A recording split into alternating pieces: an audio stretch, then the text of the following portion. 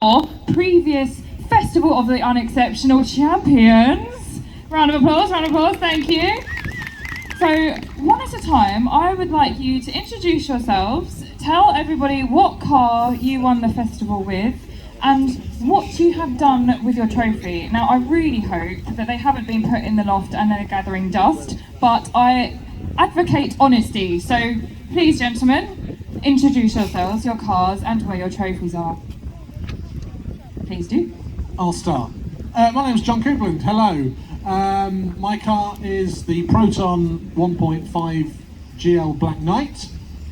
Fun fact for you, it is the only one left in the world. You're all really special that you're looking at it today.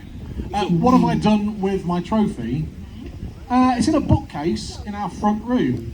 I thought you were going to say box then. No. It's on pride of place in the middle of the bookcase in our front room. And I've got my top trumps card in it as well from the event. So it's one a good place in your home then? Yeah, I can look at it every night. Do you polish it often? No. Okay. Hand the mic over, please. On to Sam. My name's Sam Allen. I won Festival of The Unexceptional last year in my Vauxhall Astra Mera. The trophy is currently sitting on the dashboard. And you had two trophies, didn't you? So you had the one that's on the dashboard is a little teacup on a little platform. Yep. But this one here. Yeah, they both sat in my living room, the shelves in the living room for a year. But you had to obviously return this one because this is the one that now gets passed on from generation to generation of Festival of the Unexceptional winners. So what was it like giving that back? Because I do like shiny things, and I think you do too. A bit of a magpie. It was a heartbreaking day when I had to send it back via courier.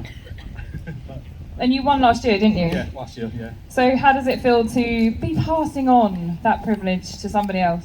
It feels good, to be honest with you. It feels good. That's a very nice answer. Yeah. And how about you? What's your name and what car did you win with? Hi, my name's Mark Ashbridge, and I won in 2017 with the green Datsun Sunny. So you can all... Is your car here as well? So you can see all the previous winning cars? Mine's here as well, yes. It's the red Chrysler Alpine, cherry red on the end there. Fantastic. And where have you put your trophies? I can't quite remember, if I'm honest. Here we go, it's all coming out now. It was quite a while ago. No, I think it's somewhere in my little man cave, but unfortunately it's not on pride of place. It probably ought to be moved. We've got to rectify that. But the thing is, we didn't get that big trophy. That's what we were discussing earlier. That's a fairly recent thing. That Times have moved on. Do I need to stand up here for the rest of the day, just making sure no one takes them unless I do accept bribes, cash, card, whatever. And what have you done with your trophy? Well, mine is the I think you could call it congealed coffee in the cup. Is that right? Sounds scrumptious. It looks like coffee, not tea to me. But no, it's always been in the car. It's in the natural place to keep it, really. So if the car comes out, I'll put it on display. Simple as that, really. So we know your names, we know your cars, but I would love to hear a little bit more about how those cars came into your lives, and I guess why you think that they won such a prestigious award. I buy too many cars, as my wife over there will agree. We were going on holiday. It was 2019. My wife was at work. I was bored. I found myself on Car and Classic, as you Dangerous. do. I had 700 quid burning a hole in my pocket, and I saw a Proton for sale. I thought, I've never seen one of them before. It was 8 o'clock at night. I went and bought it. It wasn't that one. And then somebody contacted me out of the blue and said, hey, I know where there's another one, which was the Black Knight. And I said, oh, it'd be good to get the two of them together, have a photograph of the two.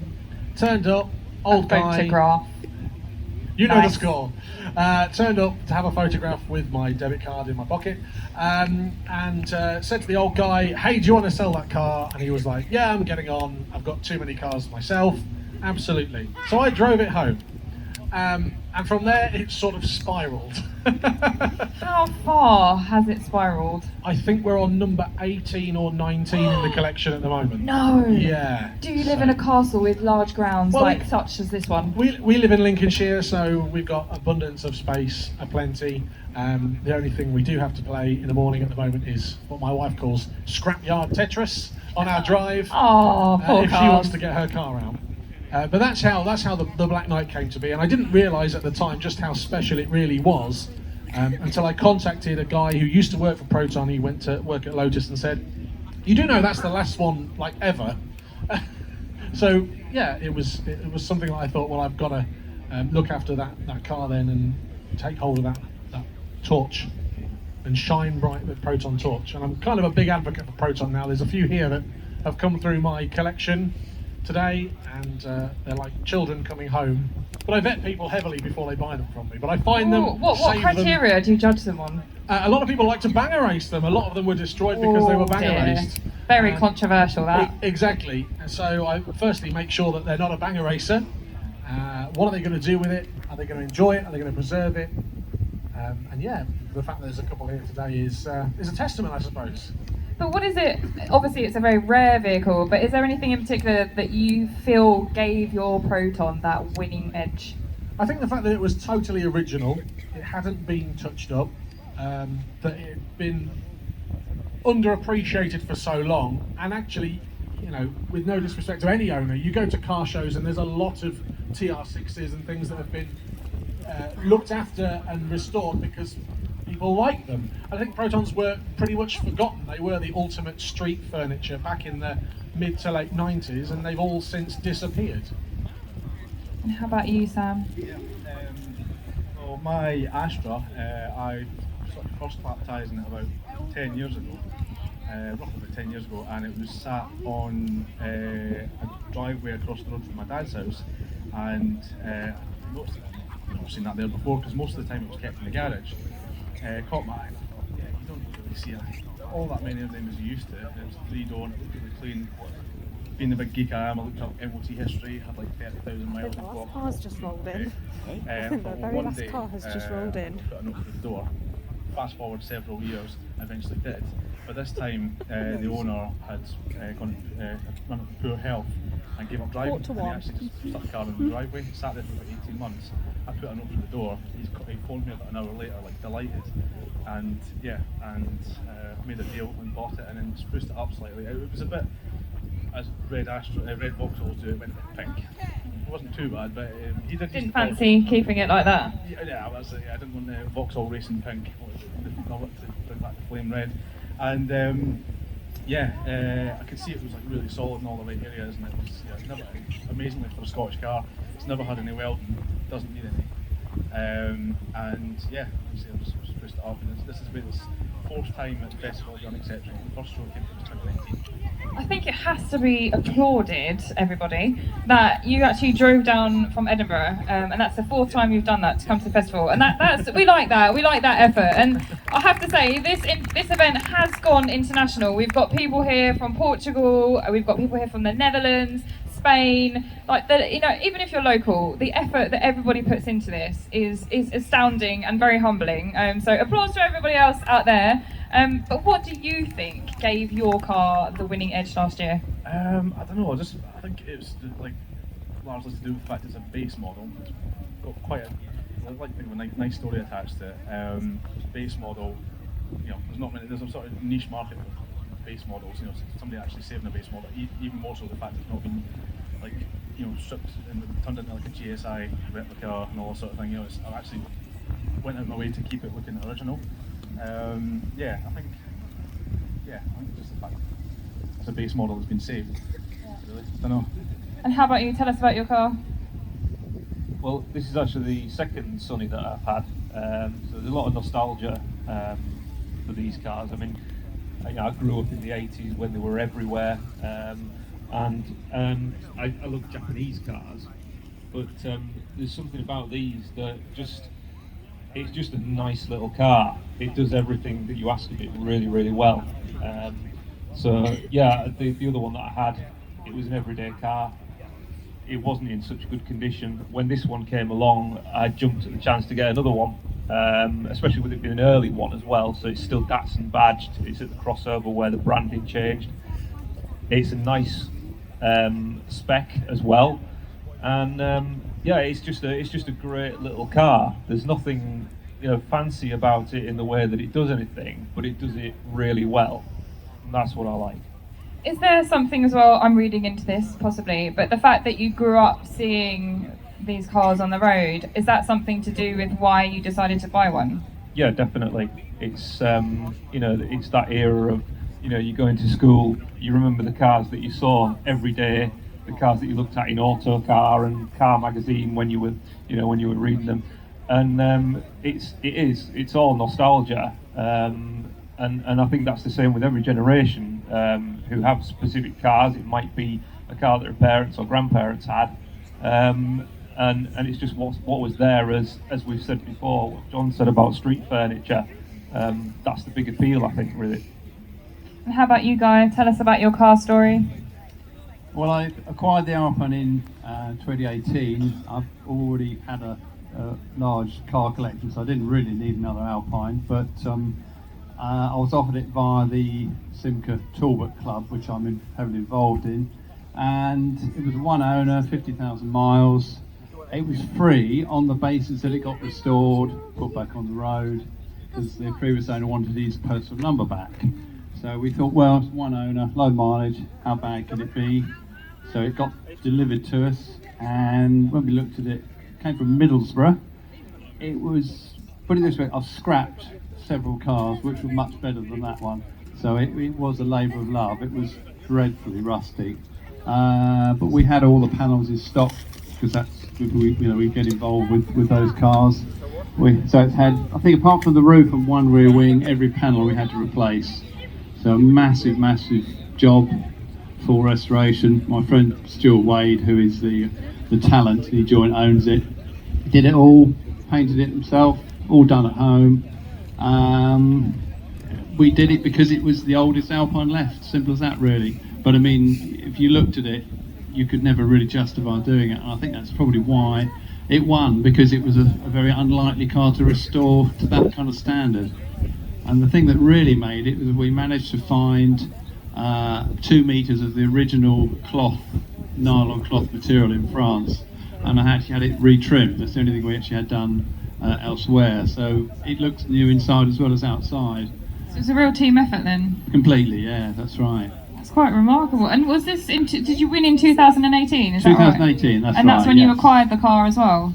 Yeah, it took about 4 months to do, I think. That sounds like you've worked very swiftly and very efficiently and quite successfully by the sounds of it, because in the space of 4 months to do all of that work as a team, you're not getting paid to do that. It's a labour of love, and then to put it into a concours de l'ordinaire and take first prize, I think many congratulations, because I wasn't there to say it at the time. So yeah, that's incredible. Well, we were very surprised, but delighted. As you should be, all of you, and I'm sure you were. And I think it's fair to say that everybody here today has a passion for the car that they're driving. So I'm quite curious to find out, because I've never put any of my cars into a competition. What is it like watching a bunch of people you might recognise from TV programmes, magazines, famous faces and things like that, look at your car critically, and you just have to stand there, maybe give them a little spiel about why it's so great, and then just let them, judge it? What is that like? I can't really remember it too well because it was over so quick. But it was an interesting thing. I didn't quite realise at the time I was being judged. When they were coming around and asking me the questions at that point, I was like, oh yeah, so this, and this. Oh, was that the judging? It was a surreal situation because I see the car every day, so I knew the time and the effort that I'd put into it. Seeing people such as Paul and John and Paula and Sam and everybody else and Danny look around the car, it was a bit surreal, as you say, because they were people that I've grown up with. I grew up watching the Gadget Show. I've always got my shed TV on, and I've been a reader of Practical Classics and know Danny for a while. So that was quite surreal, yeah, having all these people all of a sudden critique my car. And I'll tell you one thing that really was surreal. It was the moment when I was announced as the winner, and then all of a sudden I was bombarded by all these people. Hi, I'm from this magazine. Hi, I'm this YouTuber. Photograph this. It was an amazing feeling. It really was, and it took off a little bit. And that win and that experience of being judged kick-started now what I do with Protons and what I do with my car collection. And is there anything that you sort of, you do that bum shuffle along the wing and you're like, don't look at this bit of the car. Was there anything that you were sort of keen for them not to notice about the Proton? Paul Cowland called me out and said, this isn't original paint though, is it? And I went, yeah, it is. It's as it left the factory. And I think that blew him away a little bit. I bet that felt really good. I think it had been restored. Unlike this gent's car, it's totally original and it's unbelievably good. That was a drop the mic moment, yeah. It really was, yeah. It was a case of, yeah, but you've restored it within an inch of its life. No, no, I haven't. That's exactly how it left the factory. Thank you very much. I'll pick my cup up now. I'll take this now.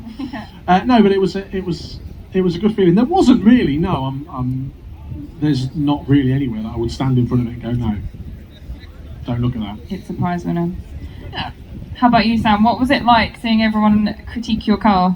I mean, to be honest with you, when I first got the email to say I'd been accepted into the concourse, I was over the moon. I was honestly quite literally jumping up and down on the couch, so happy, and couldn't believe it. And on the day when when the judges came around and looked at the car and everything, I honestly convinced myself in my mind that it wouldn't win, but it was just really, really nice to be there. Did not expect to win, and then when they announced my name, it was just a complete surprise. Honestly, I was gobsmacked. And like you were saying, it was all happened so quickly. So all of a sudden, you had it was just it was crazy. But it was good. It was a good feeling. What kind of questions do they ask you when they're sort of judging your car? I think it was mainly just to do with the sort of history of the car, like how I got it and the history behind it, and told them the story about how I got it and the old man across the street, and I had a look around it. Was it nerve-wracking? Well, like I say, I hadn't really. I sort of convinced myself that it wouldn't really win that. It was just nice to be there, so it wasn't really nerve-wracking as such. It was just a nice feeling. The cars in the concourse, it just felt amazing. I felt it's come so far, So yeah, to win was phenomenal. I did not expect it whatsoever. Very humble. I like it. How about you, Mark? What was it like? Yeah, it is a strange feeling, as you say, because you recognise a lot of these people from the interest that you have with cars and so on and that. So yeah, and they're all very kind about the cars. I think that's one of the things that comes through. They've all got something positive to say about all of these cars as they go around judging them, and that's really nice. What's also nice is that they remember you year on year as well. I mean, we've been coming to this now since the first year which is actually the year that we won, which was 2017, and you say hi to them and they actually remember you, and that's really nice. It's one of those cars with mine. Some friends said, you need to go to this event, it's brilliant. And so we thought, okay, that's fine. We'll enter it into the concourse just out of curiosity. And to win that first time out of the box was, that was brilliant, really. It was, and I had no idea that was going to happen when they announced the name at the end. It's like, what, really? I don't think my wife says I've never looked so surprised in all my life. Oh, that's nice. Yeah. I'm quite intrigued actually. You mentioned there it's like you found out about the festival through word of mouth. So I'd just be interested. A show of hands is who found out about the festival from a personal recommendation from a friend or something like that. Yeah, isn't that amazing? Social media is an important and powerful thing nowadays. But it also comes down to talking to your mates and talking to your car buddies and stuff like that. So it's really nice to see that the word is spread in quite an organic and natural way, really. So yeah, that's very nice. How about you? Well, I had actually done 2 events previously in the concourse, so that's the 3rd time I've been in the concourse. Obviously with different cars. I brought a Simca 1100 Estate in beige a couple of years, probably 2015, 2016 I think it was, and I think a year after that I bought a red Talbot Horizon. So this is the 3rd time I've done the concourse. Didn't win before, so I suppose in a way I was sort of used to it, really. Well, I'm gonna smash this one. Yeah. Big renovation project. But I think what really made the difference was showing the judges the photographs of the car when we got it and showing the work we did, and I think that's what really made the difference. So no, I can't say I was nervous. I as far as I could see, we'd done everything we could to make the car how it was when it was new. So yeah, I was still very surprised to win it, but yeah. And so when the judges are doing that process, do they get in the car? Do you actually show them around it, or do you just stand by it in a fairly static? What's the process like? My experience is that the judges stood at the front of the car. They had a quick look inside, quick look underneath. Like Sam said, it was quite a quick process, over and done with, and I was of similar mind. I was like, oh well, they didn't spend very much time talking to me. Fine, I'm happy to be here, but didn't expect any sort of win or achievement out of it. So again, when I was announced as the winner, I was a little bit like, oh my goodness, well they didn't really look at it very well. But I'll take the trophy. I'll take it. But I'll take the trophy. But it actually transpired that I had a really good look at it earlier in that day, and I didn't realise. So I think I wanted to speak to him at the same time as well. Yeah. It looks like you're ready to say something there, or just... Well, I did try and engage with them, try to show them the car. Being an ex-car salesman, I couldn't resist doing the 5.4 rounds. Yeah.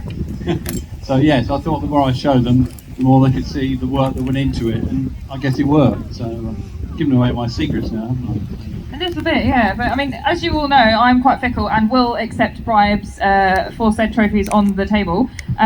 But we know that our official judges do not accept bribes in exchange for prizes. However, if you had had the opportunity to give them something to kind of sway the deal in your direction, what would it have been? Everybody loves jammy Dodgers, right? Oh, yeah. Yeah, jammy Dodgers. It would have been jammy Dodgers. Okay, jammy Dodgers, yeah. What we got next? Oh, I don't know. Well, there's not really much in the way of money I could give them, so I don't know. Yeah, I'll probably have to go with some sort of let's get I'll go with wagon wheels. Oh, yeah. The jammy wagon wheels, they're better. Yeah, they're smaller than they used to be, though, aren't they? What's happened? What's all that about? It's very sad. Very, very sad. What about you? I think any 70s or 80s snack would have been appropriate, really, for the cars. But I think just giving them a spin around in it, just to show them the magnificence of it, really, is the key to it. This one knows what he's doing, yeah. But also baked goods, perfect. How about When you? he stole my idea, I was going to say spin in the Chrysler Alpine, but he's stolen my idea. Who could resist Two that? laps, take him for 2 laps around the field. 2 laps, yeah. that'll do it, yeah. So my next question, and the big question, how has winning the Festival of the Unexceptional changed your life? I had a phone call from the Prime Minister of Malaysia. What? Now, how cool is that? That is not something that happens every day. It has changed my life, if I'm honest. Senseless plug time. I decided after winning to go ahead with being a social media, I don't like this word, but I'm going to use it, influencer. So it made me start my YouTube channel. It made me want to champion Proton even more, because at that time it was just me with my little Malaysian car. It has changed my life a little bit, as Steph, who was on the stage earlier, called me Proton John. I've become Proton John. There's a Proton down there that says this was part of the legendary John Coupland collection. Legendary? Apparently. There you go. I obviously had a phone call from the Prime Minister of Malaysia. What did he want? He wanted to say thank you and congratulations. That's one way to shut me up.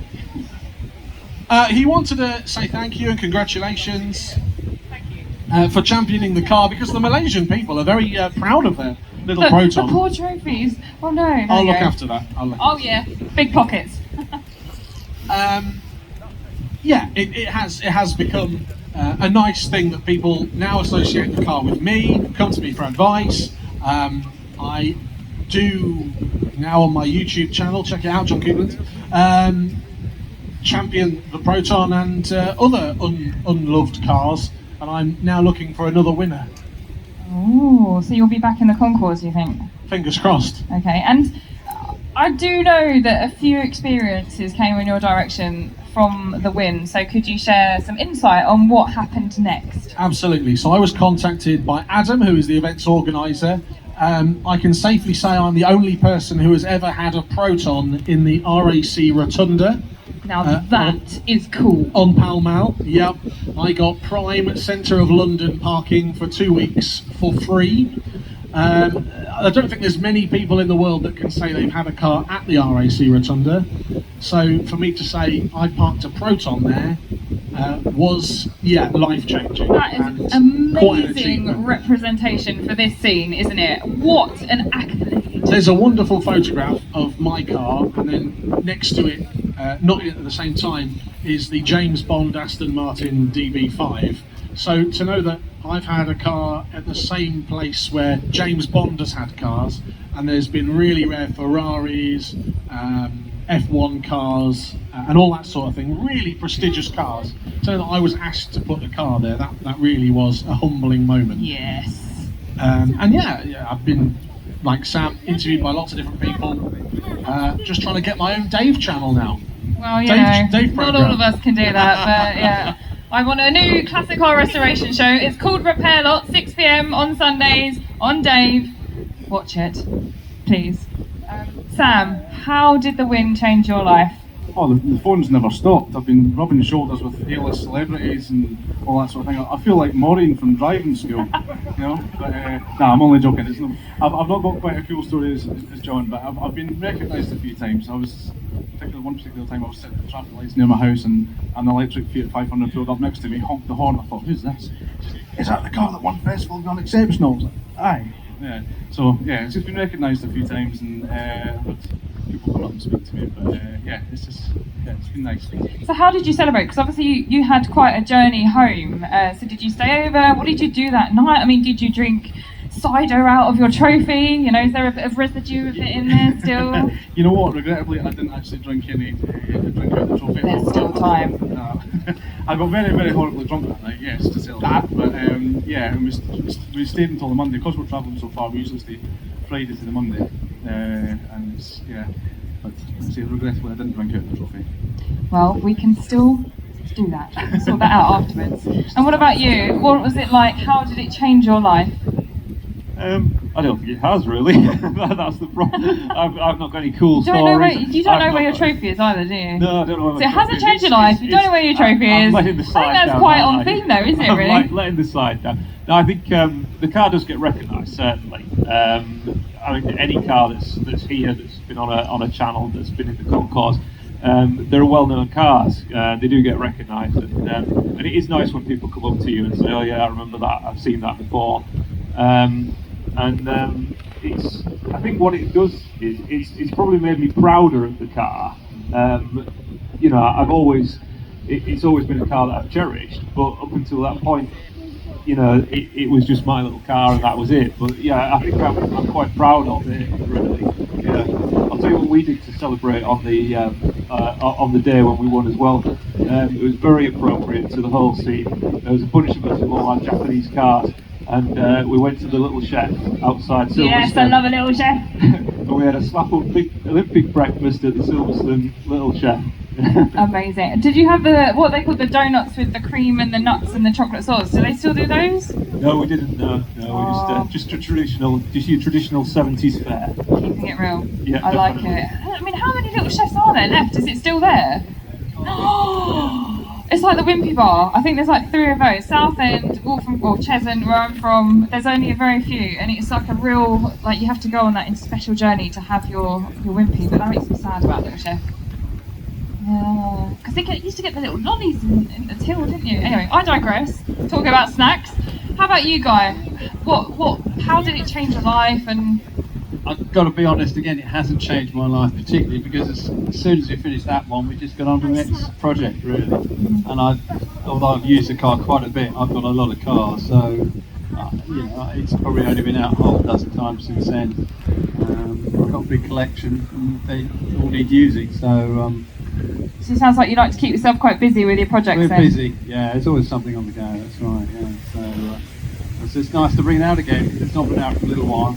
Yeah. So gave it another go over to make it look nice again, and seems to be getting a lot of attention, so please do ask me back.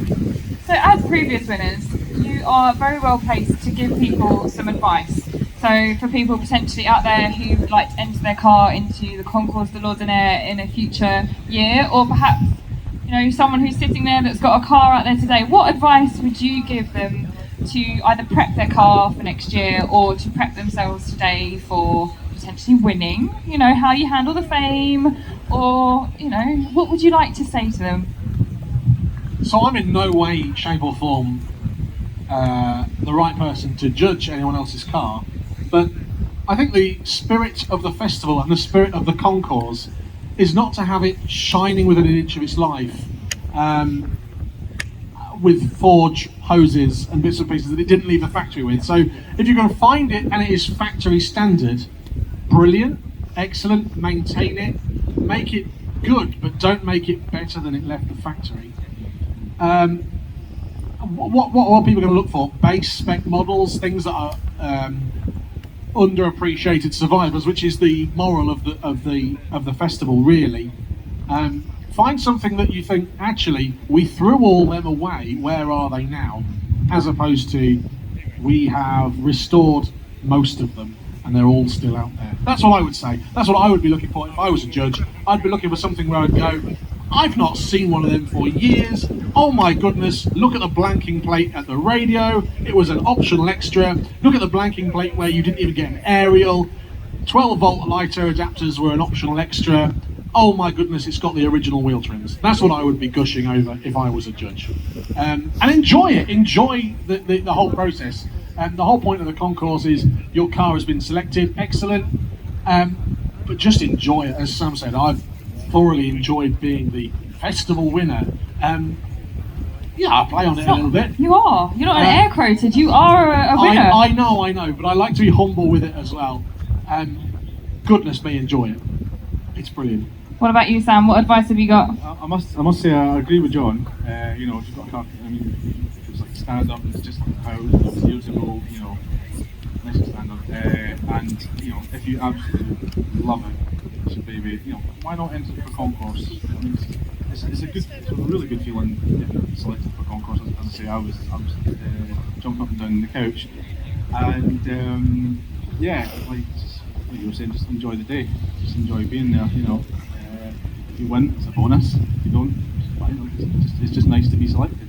And get recognised at the traffic lights. Exactly. That's quite cool. Exactly. Yeah. I quite enjoy it. Yeah. It's like the Queen waving their hand out the window. You go back to Edinburgh. Yeah, I've arrived. But yeah, how about you, Mark? I don't think it matters what car you've got. That's the good thing about it. There's no kind of hard and fast rule about what type of car is going to get selected. So if you think your car is worthy, if you think that it's that kind of thing, by all means put it in for it. You might get lucky. It's the variety of stuff that you see here is phenomenal. Not just in the concourse, but all the way down the field. But yeah, as John says, it's the stuff that we forgot about. It's the stuff that you remember from your childhood, but there's just none there anymore. And I think it can be ordinary, but you can put a luxury model in there. But the more basic stuff is probably the appeal. Yeah. Guy, the final word from you. Make it a good one. Well, I think what's important is the story. Yes, the base car's nice, but originality's nice, or in my case, full restoration because there was no other choice, and rarity. But if you've got a story, you can actually say what happened to the car, personal interest story. You knew the owner, knew the car from new. If you've got a story, I think you seem to appreciate it. I think that goes a long way. But whether you're in the concourse or not, and whether you win or not, I think the main thing this show has done, and I've been coming since probably the second or third event where I think there were probably barely 100 cars here. It's encouraged people to bring these, these ULEZ rejects out, if they can't use them around London anymore, and to actually preserve them. And I think what you're doing to encourage people to keep these cars is absolutely fantastic. I've been collecting cars all my life. I was collecting 70s and 80s cars 25 years ago when literally they were being given to me because they were free, because nobody wanted them. And now people like them. And I think what's, again, was so great about this show is the age of the people here. There's so many young people getting involved in old cars who thought it was exclusive to people with Aston Martins and E-Types and things like that, older people. So I think it's a fantastic show, and hope you carry on for many more years. Well, so do we in 10 years next year, so there'll be some exciting announcements later on that. But I couldn't have put it better myself. So thank you very much for such a glowing review, and to all of you for coming up and sharing your stories today. For anybody out there who has a car with a really rubbish horn, I have got a goodie bag and it needs a new home. So I'm going to be going around and just asking people with really rubbish car horns to give me a honk. I'll judge it throughout the day, and then there's a goodie bag up for grabs later on for the winner.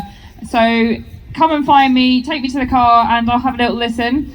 Before we go, has anybody got any questions for the champions I have before me on stage? I know you've got some friends out there, so maybe they've got a few awkward questions they'd like to ask.